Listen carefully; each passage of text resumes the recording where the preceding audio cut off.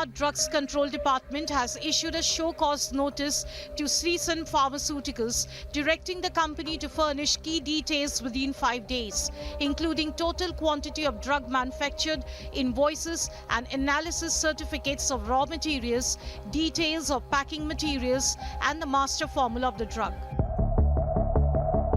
Two Gujarat-based pharmaceutical companies, Shape Pharma and Redonix Pharma, have also been banned after their samples failed to meet safety demands during inspections.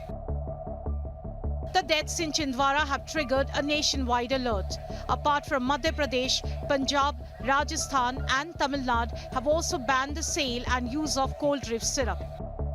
Madhya Pradesh Chief Minister Mohan Yadav has ordered an SIT probe into the case. The state's drug controller has been transferred while 2 drug inspectors have been suspended.